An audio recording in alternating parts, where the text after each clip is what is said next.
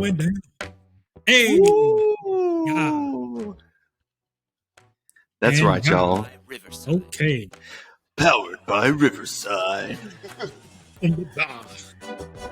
Hello, everybody, and welcome to episode 13 of On the Back Half. Lucky number 13. Is it though? Yeah. Is lucky? I don't know. Sure. Depends on who you're talking to. I don't know. Yeah. Like I said, once again, welcome to everybody to episode 13 of On the Back Hash, where we talk all things pageantry arts. And today we have another interview. We have joining us Mr. Ethan Smith. Yeah, he just thumbs up. Hello.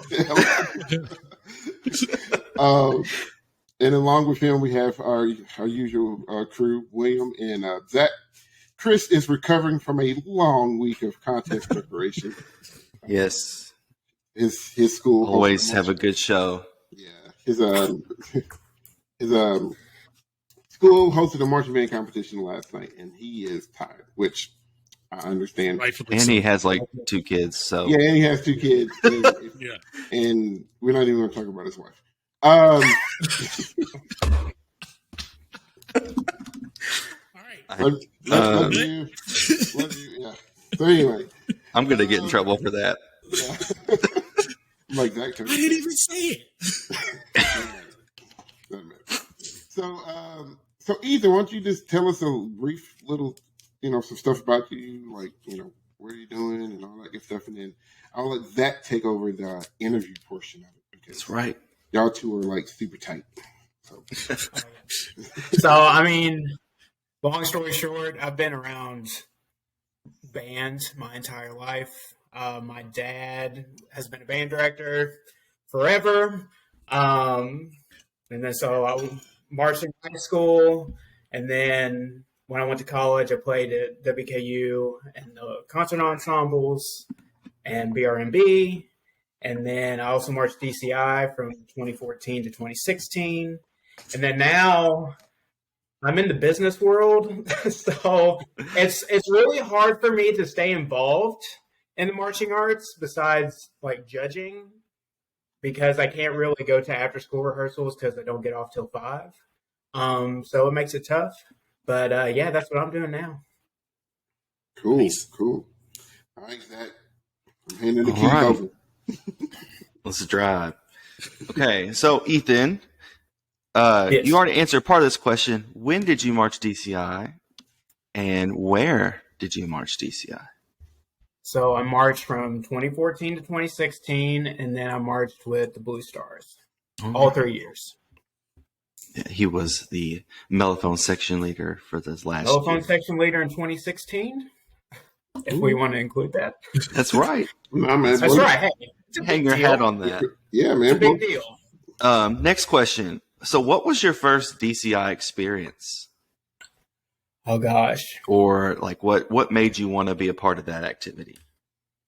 Well, my first DCI experience is different than what prompted me to take part in the activity. My first DCI experience was watching my dad judge at a local show.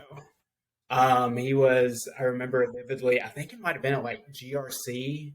It was some high school near Lexington, and he was an on-field brass judge. And I just remember him running around, and I was like, whoa, these bands are way better than my dad's band. And I was like, I didn't really know what it was about. I was like, why are there no woodwinds? Like, there's just like blew my mind. I was like 10.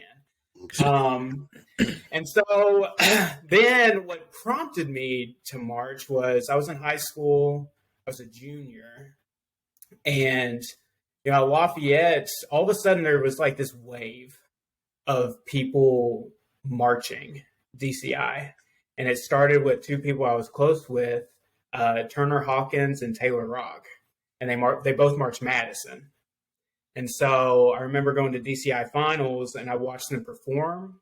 And I was like, you know what? I want to do that. Like, it's super cool. Obviously didn't know about like all the hard work it took to like get to that point. I just saw the end product. Right. I was like, man, that is so cool. Right. I feel like I'm good enough. I'm just going to do it. So that's what prompted me, is because 2 people I was close with did it. and I saw him perform. I was like, yep, I want to do that. That's kind of cool because, like, I know for my high school, like, I probably never considered marching it. We had some chorus when Western used to host a show. We had chorus stay at our school or whatnot, and so I saw it then. I was like, oh, this would be something cool. But we had a couple of kids that was like, I just want to go audition, and I think that next year they went and marched Carolina Crown. This is like late '90s when I was starting to gather some steam, and they came back and they were like horses, and I was just like, I might need to get into this thing. So it's kind of interesting that, you know, somebody from your high school, it's kind of the thing that kind of like, I might want to try this.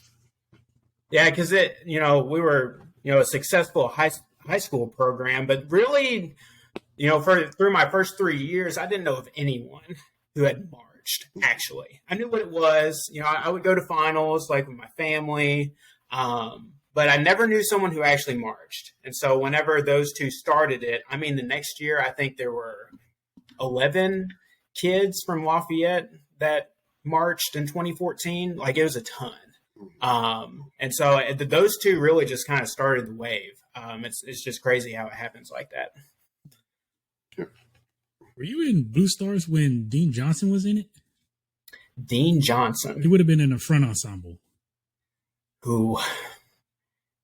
I don't remember that name, but also then again, like, I don't know, I'm bad with names. And also, like, I'm bad with names, but honestly, I am too. I mean, this is going to sound weird because, we spend all summer with each other. But if you were to ask me to go down the line of like the front ensemble or like even the battery, as a member of the horn line, couldn't do it. I promise you I couldn't either. I understand. Couldn't do it. Even when I was marching, like if I had like an instructor be like, hey, what's his name? No idea. No clue. No idea. No clue. So I feel you. Yeah, I mean, I don't recognize that name, but that doesn't mean So. That happened to me this week at rehearsal. There was a guard girl, and I went up to our guard instructor. I was like, "Is she new?" They're like, "No, she's a senior." It's like, oh. I was like, I feel like I had never seen this girl before. And they're like, "Oh, well, she doesn't really talk much, and she's really quiet, because some of our other seniors have very big personalities." And so I was like, "Oh, well, all right." Listen, I am. It's hard when you. Horrible with. He's gonna start. I'm trying to digging. Put a face with them. It's kind of hard though when you have like 80 kids in your ensemble plus the 98 or 96 I have at my real job to know, and then so I try to remember every kid's name, but sometimes you just happen. In fun block you just have to go, "Hey, your shoulders look bad, fix them." I tell kids all the time when I'm teaching, I was like, "Look, you're gonna be hey you for a long time," or "Hey, I probably wouldn't even say a word." It's not personal. Yeah. No, it's not. When I taught with Cedric for so many years, I can't tell you how many times I said, "Who? What's this person's name again?" Who is this? It's Rachel. Okay. It took me Rachel was one of them that didn't talk much either. So yeah, I'm terrible. Yeah. All right. Well, let's go. Let's move ahead in our program here. Were the Blue Stars the only corps that you auditioned for? No. Who else did you audition for? I kind of have a crazy audition story, or path, if you want to call it that.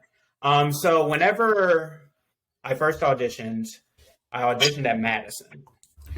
I wanted to march Madison because my friend Taylor was still there, Turner was still there, and if I was going to do this, I wanted to feel comfortable. So I was like, I already know these dudes. I'm just going to go audition there, and I was a train wreck. It was so bad. Like,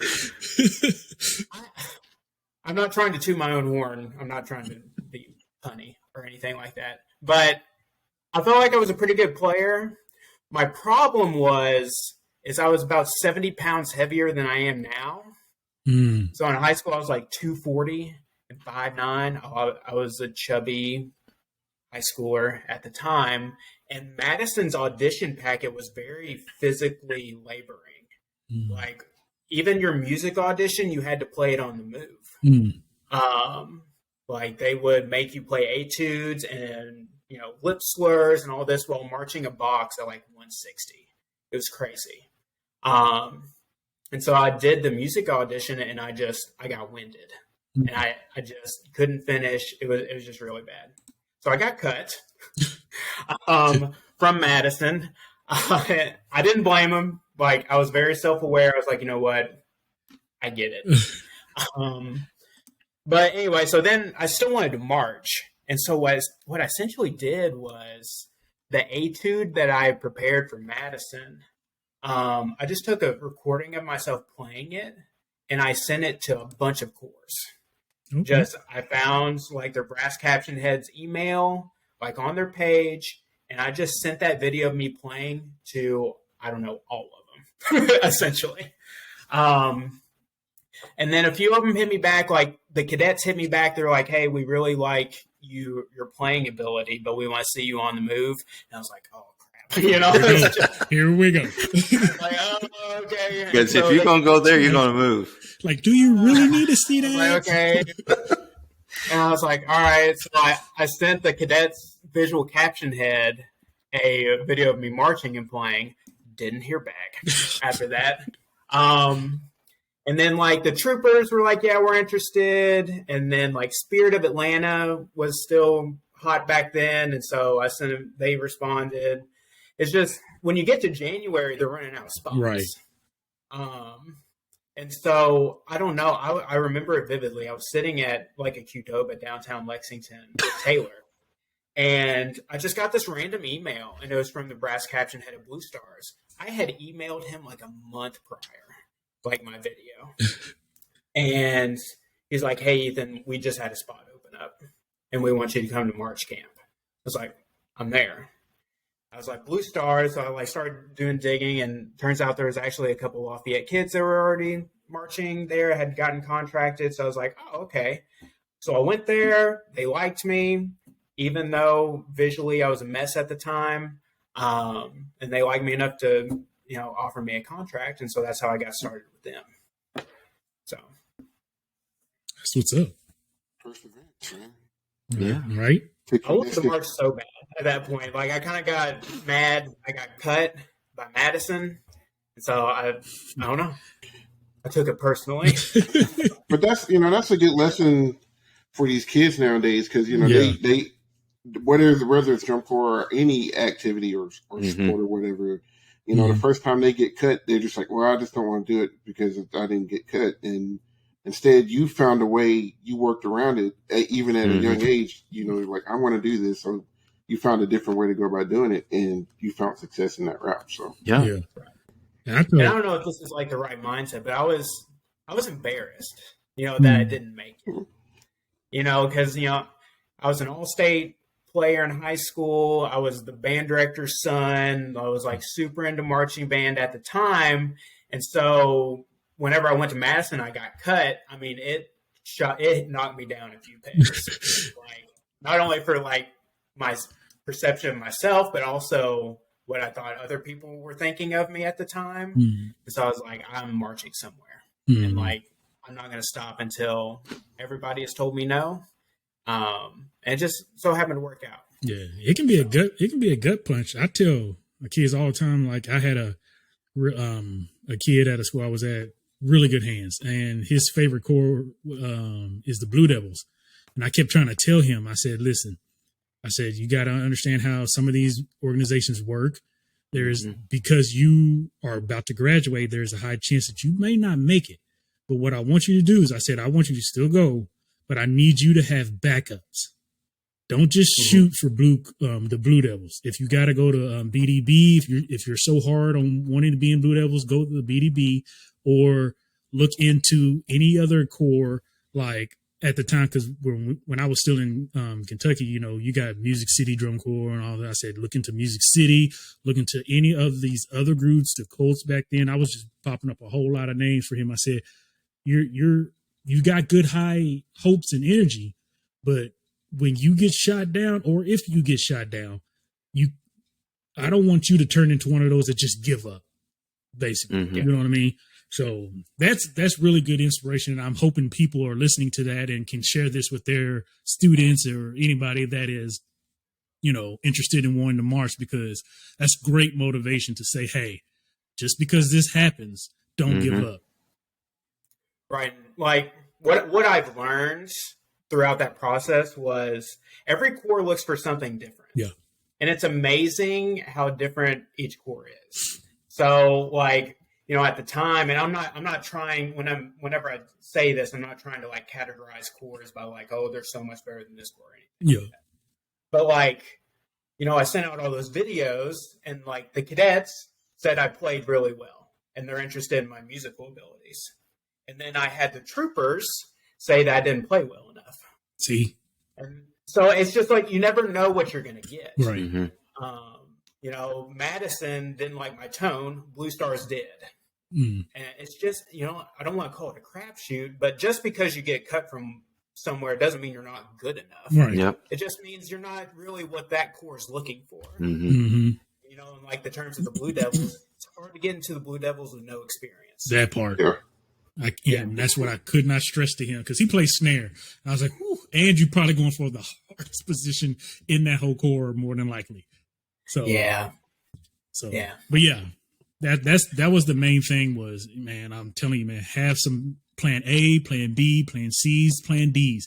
I was like, you're not going to understand just because you get shot down multiple times. Somebody is going to pick you up, even when the audition process is over with.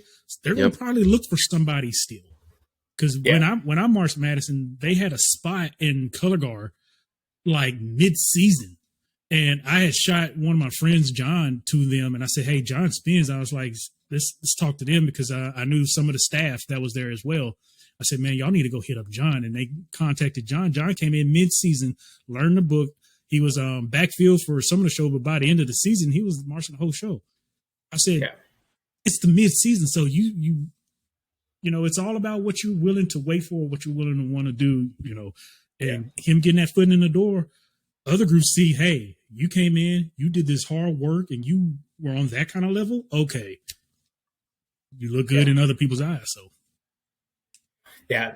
I always tell you should always go to camps. Yeah. You know, if you're thinking about doing it, you should just go. It doesn't, it's like most corps have a camp fee. That's really the only, you know, financial, you know, detriment that you have, but just the 2 days that you have with a world-class staff and the things you learn. And also don't underestimate how powerful it is for people to just be around others who have similar interests as you and can play.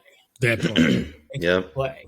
And you're like standing in a horn arc, even at an audition camp, and you're like playing lip slurs, and you're like, "Oh my gosh, that's so cool!" You know, just like, you know, it's just a different experience.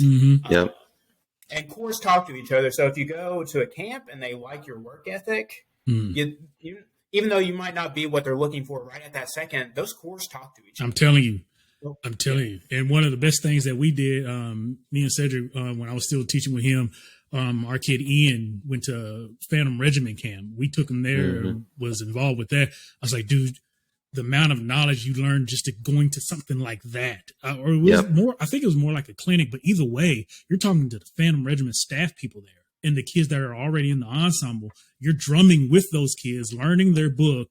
And I'm dude, this is going to go further than you think it is. So, it's kind of like this is concert band related, but like when you go to all district or an honors band and you sit in that ensemble for that 3 or 4 day stretch, and it's like when you get back to your high school, you're kind of like, man, we kind of suck. Like compared to the ensemble that you just spent a full weekend with, where everybody has worked so hard to prepare to get there, and everybody wants to put on this amazing concert. And and you have so many hours of rehearsal, and then you get back and you're like, oh, dude down here can't even put his instrument together, and we're supposed to have a concert on Thursday night. Like, it's just, it is a different experience when you are surrounded by people who are all invested in that. So my next couple of questions for the interview were, well, why did you choose that corps? So it sounded kind of like Blue Stars chose you a little bit. In so a way, yeah, that's really cool. And it was timing, man. Yeah. Just like they had a spot open and they had my video on file. Yeah. And you're like, oh, there it is. So next question. In your time with the Blue Stars, did you have a moment or did you have a favorite year that you marched with them, or is there like a key memory that sticks out for you that, kind of was like, yeah, this is why I did this activity? That was like your fulfilling moment. 2016 was my favorite. Just because I had done it up until that point. And then really, and we can get into this later, like my worst year by far was 2015. Just by far. And it just was a mixture of a lot of things. But we don't really have to get into all of that. But in 2016, I feel like I lived that summer with you because I would text you on tour all the time. And yeah, 2016 was my favorite because I knew the drum corps game at that point. I had done it for 2 years. I was in a leadership position. And then just the people in the horn line that year were just a joy to be around. Like, everybody worked hard. Everybody had a good attitude. The show was good, so we felt like we had something to work for and try to achieve. That was my favorite. Now, my favorite memory was my rookie season whenever we played in San Antonio for the first time. Just because, like, when you think of drum corps, you think about dome shows, And so that was my first performance in a dome with a drum corps. Yeah. I was like, man, this is cool. Yeah. This is cool. So that's my favorite memory by far. Let's see. Next is, what's your favorite DCI show? Not necessarily one that you were in, but just in general, what's your favorite show? It's Spartacus, and it's like not even close. Just, I know that's like a super stock answer, but listen, it's not even like good. It was good, and the show was really good. But the reason I like it so much is that performance, like, just off the charts execution wise. You're watching it, and it's hard. I always tell people drum corps in person is a whole different experience than over video or over stream. But that's one of the few shows that you can watch on a TV. And man, even like the sound equipment back then and, trying to capture video, it's not as good as it is now, but you could just feel the energy, from that performance, even through video. It's my favorite show ever. Just for that reason. Me and Will, it wasn't technically his first DCI finals to watch, but it was mine. So we got to see that live. We just on a whim, just like, we're going to drive up to Indiana and watch this. And we sat at the very top row because we didn't have tickets. And I think we literally sat on top of the roof stadium of Bloomington. But now we watched that go down because it was such a cool moment that year because BD had just been not hammering them, but they've been beating them all year. And, Phantom at I think the San Antonio show was sitting fourth, and they climbed all the way back. That for sure is an iconic show. Well, that's all of my prepared questions that I had. So I'm going to turn over to Sed or Will, and if you guys have any questions for Ethan, put y'all on the spot. Not everybody. So I know, we do have a few people from the bluegrass state that listen to the podcast and such like that. So if they are in anywhere near the marching arts, I think they know who your father is, because he is a legend in the state. How does, growing up, how did that affect you as far as like not only maybe your musicianship, but just like your work ethic in general? From a musicianship standpoint, it was a blessing and a curse, because I would try to practice at home, and whenever you're practicing at home, like, the walls are pretty thin. So, like, if I'm not playing well one night, I would hear about it. So I was like, well, even my practice sessions at home, it's supposed to be a safe place, but it really wasn't.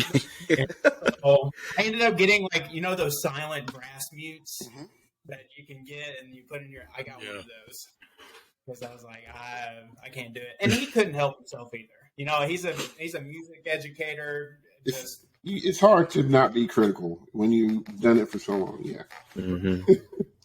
But I mean, I had to practice because you can't be the band director's kid, especially his kid, and not be at least decent. Mm-hmm. And so, I remember my freshman year, whenever I was coming into the program at Lafayette, you have 3 different concert bands. So you have the Wind Symphony, that's my dad's concert ensemble. Then you have a symphonic band and a concert band.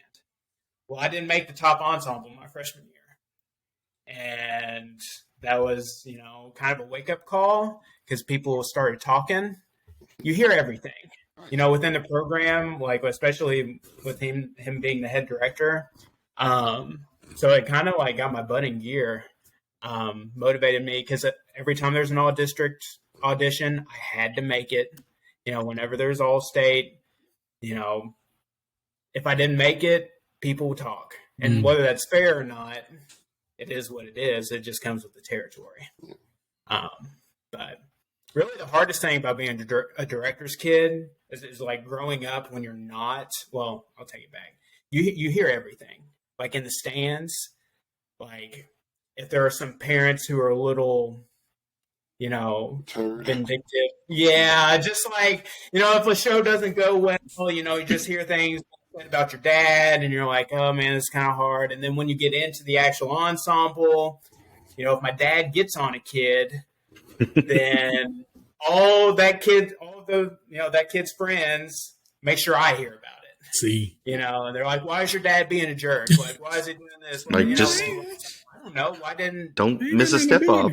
Yeah, like I am right. But it just comes with the territory. It is what it is. Keeps you on your toes. Yeah. Well, to have that self-awareness, because a lot of kids probably couldn't handle that pressure.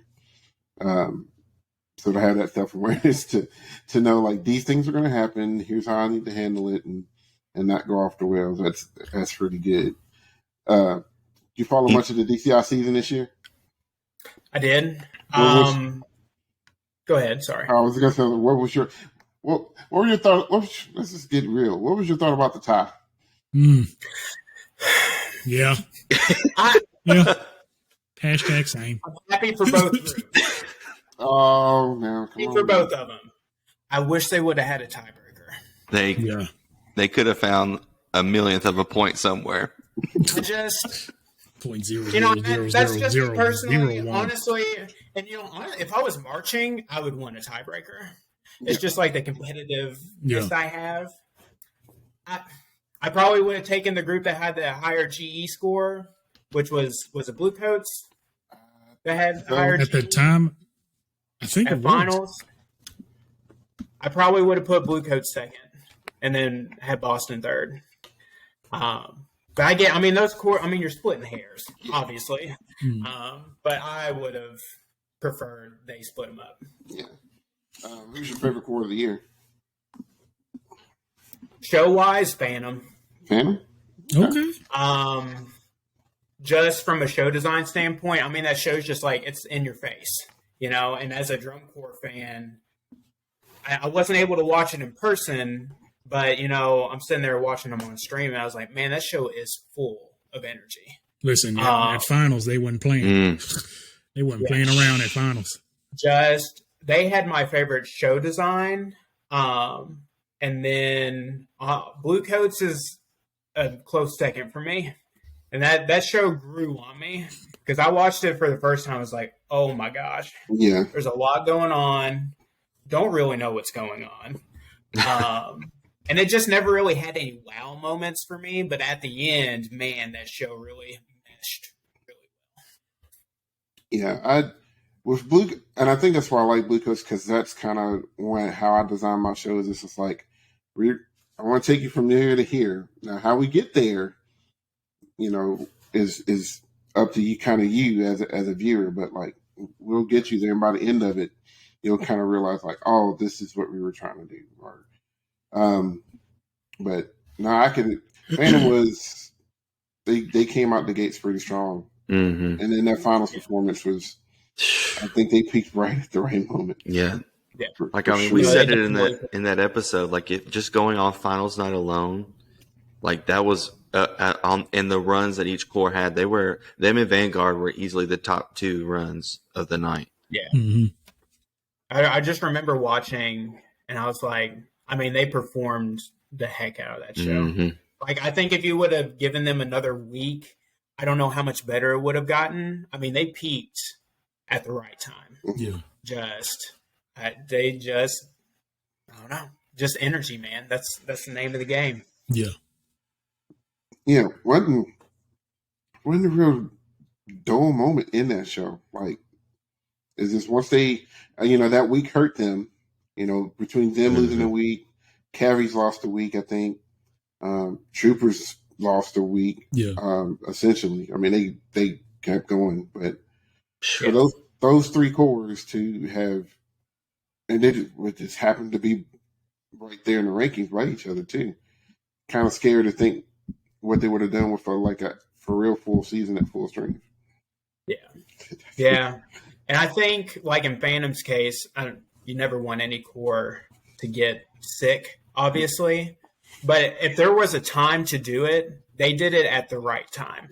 I know you can't really control that. Yeah. But really, I mean, the first 3 weeks of the season, you're just kind of getting all the kinks out and getting feedback. So it's not like you're putting your ending changes on the field at that time. So really all they missed out on was some feedback from panels of judges that are not going to be judging regionals or finals. Yeah. And so it's like, if there was a time to have a pause, that's a great time. Because it's not during spring training when you're learning the show. It's in that weird middle area between learning the show and polishing the final product. So the ones that Cavies, that's tough because they were out a long time. That's tough. And then I honestly thought by the end of the year, I thought they were pretty clean. Yeah. Honestly. They added a whole lot too. Yeah. Ending was maybe a little questionable. But that could have been just a product of what they had to do. And you run out of time. It's like, well, this is how we got to end the show somehow. Yeah. Well, they obviously weren't happy with the design because they cleaned house. Let's talk about that. That's huge. I think it's huge. With the Cavaliers music staff being announced. So for those that aren't aware, Richard Saucedo is making a return as brass arranger. Now, drum corps fan from 2000s, early 2000s me is screaming. Yes. Because those are some of my favorite just drum corps shows of all time. We're talking about Frameworks. We're talking about Four Corners. Spin Cycle. The 007 show, even though those were arrangements, just still. Saucedo. What the heart is? Yeah. He was my brass arranger too. So I was like. But Samurai, all of those shows, it's iconic, and it just had that, when people talk about, the whole uniform changing and now you can't tell a core anymore. I always used to call BS on that because that's stupid. Because stupid. In the 2000s, you didn't have to see a lick, and you just heard, about 30 seconds of brass book, and you're like, all right, that's cabbies, or that's cadets. And so for them coming back, and then they add David Starnes to a program coordinator role, and keep Mike McIntosh, and I think Cliff Walker, is that the guy's name? Yeah, the other guy. So like, I am excited.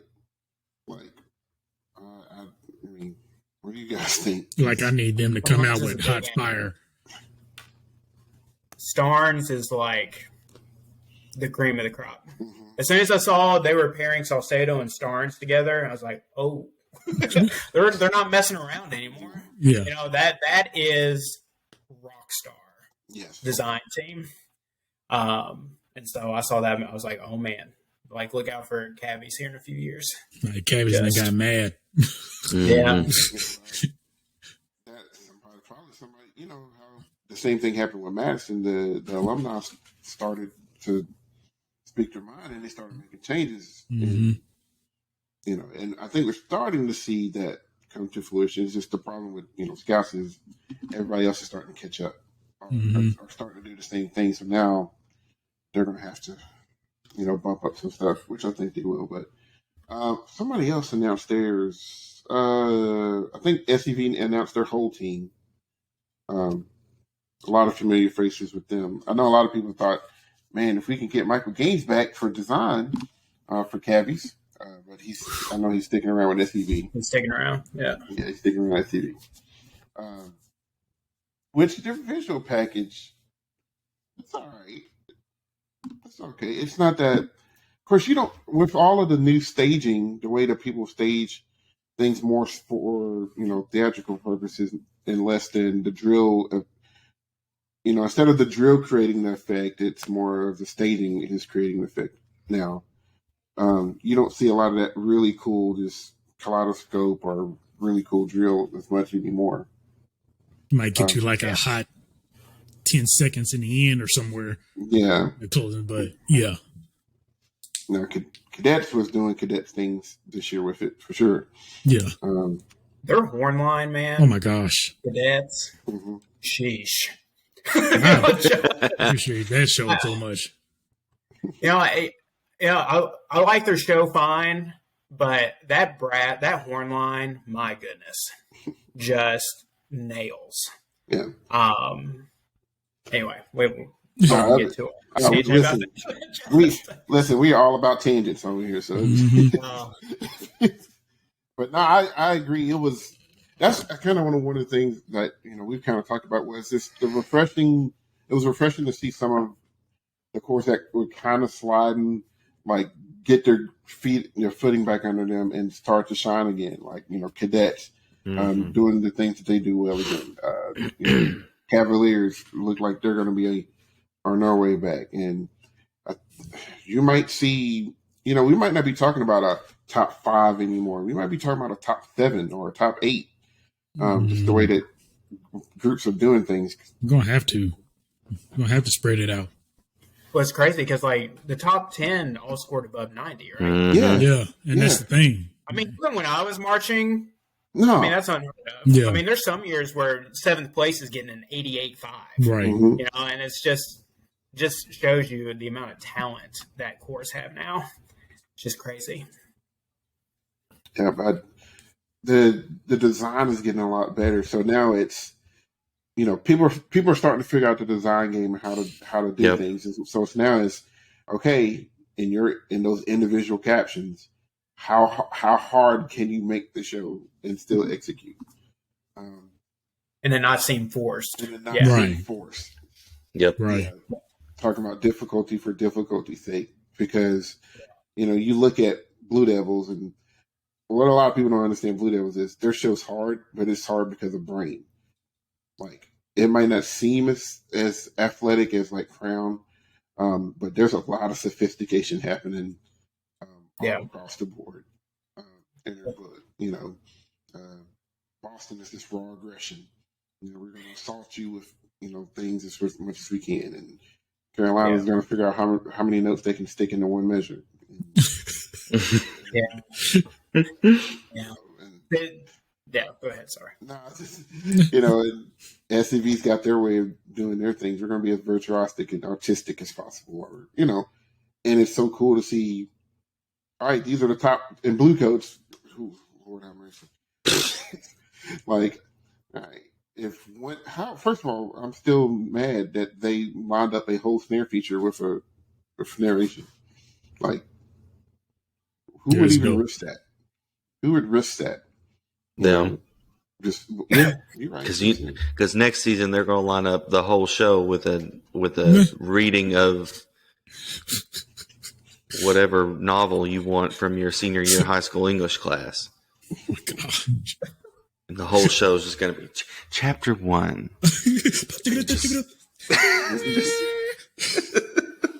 How? Like, okay, that's fine. Get off the field.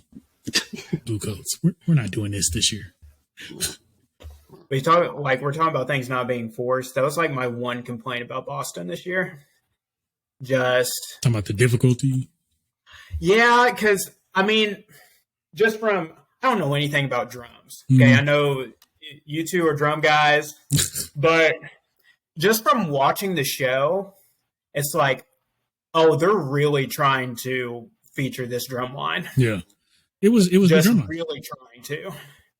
And I just felt like it messed with the flow of the show, because they had that great opening. You're like, whoa, like end zone to end zone brass, very exposed. With the drum line mixed in, they were going at it. And then there's like this 2-minute section of the show where it was just nothing but battery. Yeah, and it just kind of deflated everything. And you're like, okay. We had a couple episodes, I think, where we talked about the battery of their battery maybe hurting the horn line because of all of those notes. And that's a hard balance to do. And, I go back and forth with people all the time on social media talking about, like the consequences of writing a book that difficult. And a lot of people just don't. All they see is it's so cool. That's literally all they can see. It's so cool. I like it, blah, blah. It's my favorite drumline of the whole year. Okay. Nobody's trying to take that away from you. But don't cry when they don't get what you think they should be getting. Yeah. Because you're so focused on it being your favorite drumline of the season. I don't know what to tell you. Yeah, we mentioned. Try not to get high on that. Yeah. We mentioned a lot about how that could be affecting the music analysis score some because, and I think they did end up thinning some of it out a little bit, or rebalancing some They stuff. did a little bit. Especially towards the beginning, because I remember sitting in theaters and watching that show and was like, good Lord, it's just notes. It's just notes. And I was like, it's good, but God. And I was like, oh yeah, the winds are here. Right. So I think they thinned it out. I think that's why they made that final push. But and I get it. When you have a strong section, you want to highlight them. I'm guilty of that right now. Oh my God. Oh my God. But it's it's a fine balance between having them do what they need to do, but still showing them off and just be like, here's the best section of the group. Have it. Eat it all. Yeah. Take all of it. And I think they started out a little too heavy and just couldn't. And by the time it got balanced out, it was too late. It was too late. And I think it ended up hurting the percussion section probably as well as the wind sections a little bit. Because they just came out the gates. Plus, the worst part of the show for me is the last 30 seconds. Soft endings are tough, man.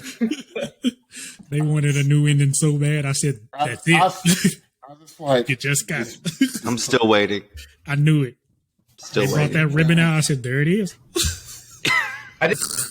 It almost never fits. Like, I can't think of a soft ending where I'm like, oh, yeah, man, I'm glad it ended like that. The only group that I've ever known that can do a soft ending and make it work is SCV. SCV. Mm-hmm. Oh, I was about to say it. SCB. Only group. Make that. They did that. I was just like, no. You've assaulted me for 11 minutes, and in the last 30 seconds, you was like, sorry.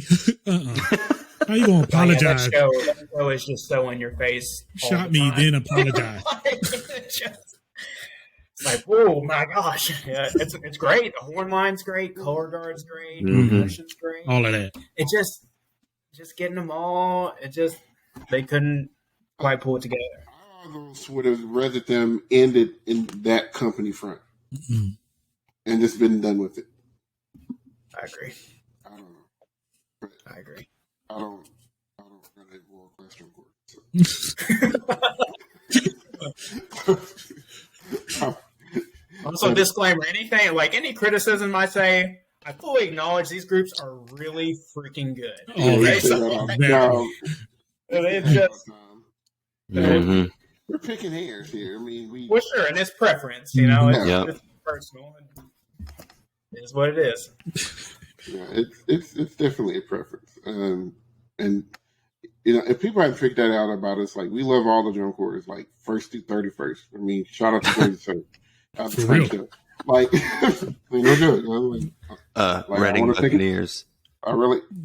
Yes. We really should have followed some DCA this year because they a whole other world, man. It is. Yeah. That Tiger Woods and what's the that Tiger Woods and John Daly meme? Yes, the meme. Yes. That Oh is, my gosh. I think it was petty for that. Cole shared that, wasn't it? Yeah. It was hilarious. I was like, y'all petty for that, but it's kind of accurate. But yeah. So you don't get to do much more since you're a businessman now. I want to, but it's hard. I did do very little with Lafayette anymore, just for multiple reasons. And then even around here, it's just I get off at 5. And, most high schools, even the ones that are 10 minutes from my office, are ending rehearsal 30 minutes later. Yeah. And so it's like I can't really get in there and do my thing. Yeah. In the last 30 minutes of rehearsal. Mm-hmm. So I don't know. It's just tough. So I'm judging a few shows this fall, but that's really my only involvement this year. That's just cool. I don't have time for it. I know I'm sad about it, but we're going. What it is. Got to make money. We're going to get you out to do some consultations soon. Oh, okay. Well, I will do my best. I don't know. New set of eyes and ears.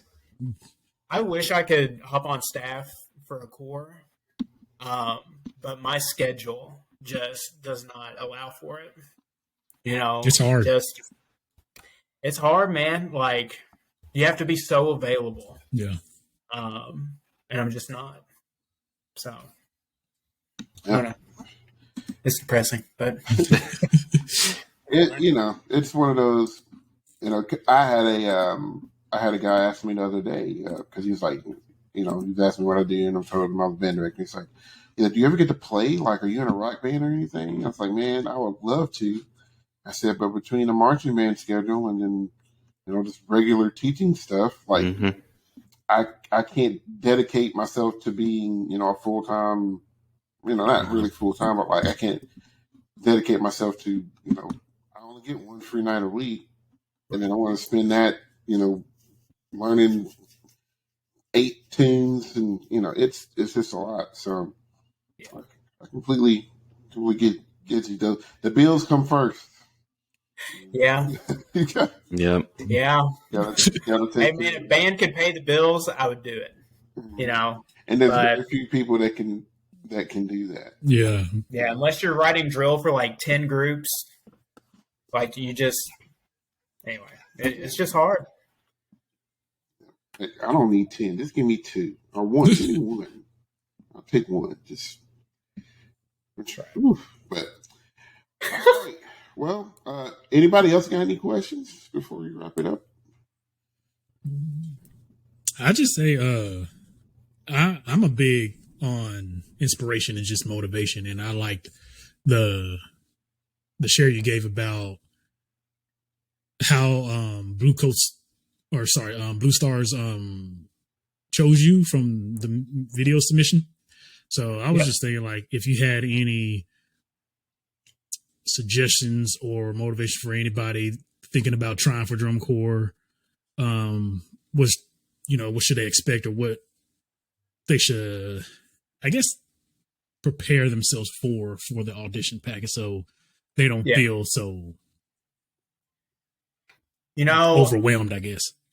Yeah, I think especially in the audition process, what I usually tell people is it's not 100% skill that gets you into a corps. Mm-hmm.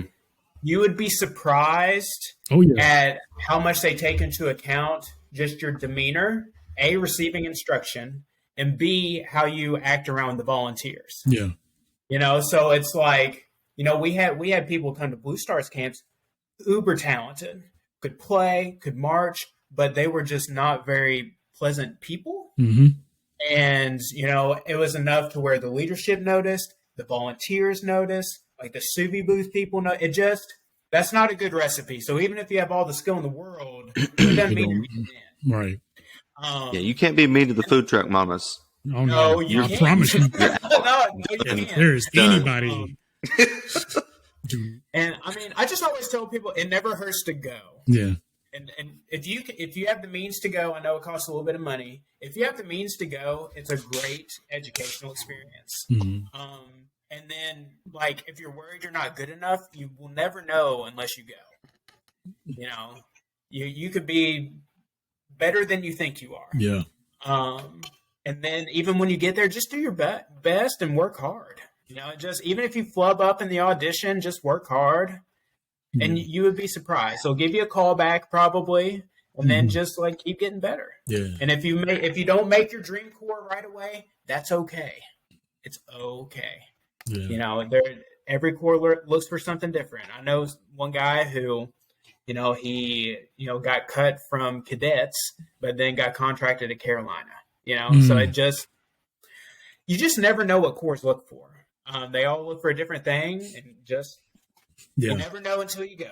So I think that's my biggest thing is just go. Like, stop, like, all the worries and the doubts and the negativity that you're going to flood your mind with, and the stress and the depression, whatever you do that's going to make you not want to. You got to flush all of that out and just go. Because you're going to speculate. You're going to guess. You're going to be what if, because you don't know, because you didn't go. That's the thing. You got to go. And I hate me. That's me. I ain't trying to quote Shia LaBeouf or anything, but you got to just do it. Yeah. Yeah. That's me. I will sit forever the rest of my life and wonder. Wonder. Never. Wonder if I could have done that. Don't let yourself say. No, and let me rephrase that. I know I could have done it. Why didn't I do it? That part, see? And that's going to be even worse. To know in the back of your mind, you really do have the skill. Because just like you said, I'm glad you said that, because I have a lot of people I talk to, because I used to march Music City Mystique and indoor percussion. And I talk to that staff all the time. And they tell me all the time, it's like, dude, you have no clues, like the people that audition. And it's just like you said, sometimes it may not even be the skill level. It's just how they interact with the people, and are they willing to learn? Are they willing to grow? You teachable? Are you teachable? That part. And these kids think you got to have the hands from Jesus or somebody. I don't know. No. I was like, you just know the packet. If they give you a packet, whatever, make sure you just know the material as best as you can, and then go in with confidence as best as you can. If you mess up, you mess up. They're going to judge you also on how you recuperate from the mess up. Are you just going to roll around in it and just destroy the rest of your audition? Or are you going to pick up where you are and keep pushing? So it's a lot, but that's what I like, is trying to give motivation to those who are listening and can pass down the knowledge, or say, hey, you really need to listen to this podcast or these guys, or listen to the things that Ethan said. And, and really give this a shot. So, yeah, it just, like I said, it doesn't hurt to go. At the end of the day, if you don't make it, you know what? That's okay, because you just received 2 full days of world-class instruction. That. So it's like, if you're wanting to do this and you're committed to doing this, kind of like how I was, like I was going to march somewhere. I didn't really care where, but I was going to march somewhere. And I just took the things that I learned at, even though they cut me at the Madison camp, and I just applied it to, the Blue Stars camp that I went to. I lost a little weight before I went to the Blue Stars camp. Just like I wanted to be able to move better. I wanted to be more prepared. Yeah. But I wouldn't have been prepared if I didn't go to Madison. So it just, I don't know. And doesn't hurt. And a little tidbit that I like to tell other kids, I was like, because I tell people, I was like, look, I'm a trumpet player first. So when I went to Madison, I was being offered a spot for the euphonium. I don't play low brass. So I freaked out. So I was like, what am I supposed to do? I was like, my embouchure is, for like a 3C or a 20 shucky. How am I supposed to play why am I going to be playing in a cereal bowl?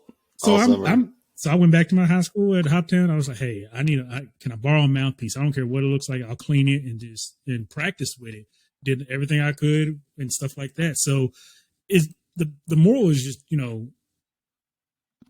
whatever is in your way, you got to be willing to find other ways around it. I started talking to people. I started asking people, hey, can I do this? Hey, can I do that? Blah, blah, blah, so on and so forth. And just not giving up. So, yeah. And I always tell people, and this is for, those who are currently marching, culture goes a long way in drum corps. So I always tell people, I think culture is more important than placement. I would rather march at a place where I'm treated well than march at a place where I'm treated not as well. But hey, we scored higher. We spent a lot of time in that organization. Telling you, and so it's like the reason I love the Blue Stars, and I am a homer. I'm up there, FCO, let's go, because I was never treated poorly.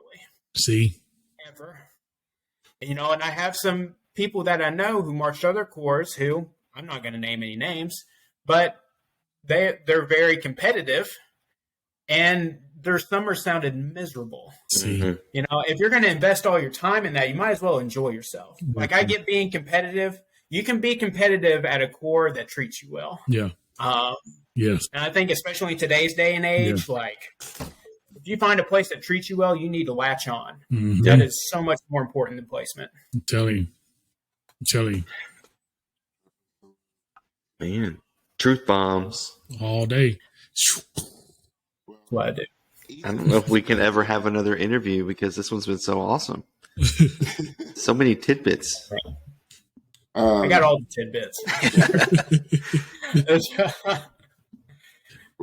Ethan, it's been a pleasure having you on. We will definitely have you back. Maybe we can talk some BOA in like October or November or something. That'd be dope. Let's get into it. I got some hot takes on the BOA scene. Ooh. Let's go. That'd be good. So, if you guys like what you heard, leave a comment down below. Like I said, I know I'm going to really suggest my kids listen to this episode because lots of good things were said. Encourage you guys to do the same thing too if you guys are teaching and whatnot, and have students or young ones that are aspiring to do anything, but specifically DCI or anything or WGI, because auditions for those are starting. I know they're already going. Already started. Already started. It's already started, and percussion stuff will be starting in October. So this would be good for those folks to hear that type of stuff too. But if you like what you heard today, please make sure you like, comment, share, subscribe, and follow. We are on just about all major social media app platforms: YouTube, Facebook, Instagram, and Twitter, all on the back hash, so you can find us all there. And then also you can find the podcast on Anchor.fm and Spotify. So, for William and Zach and our special guest Ethan, my name is Cedric. This has been On the Back Hash, episode number 13. Guys, enjoy yourselves. We'll see you soon. Let's get it. That'd be nice.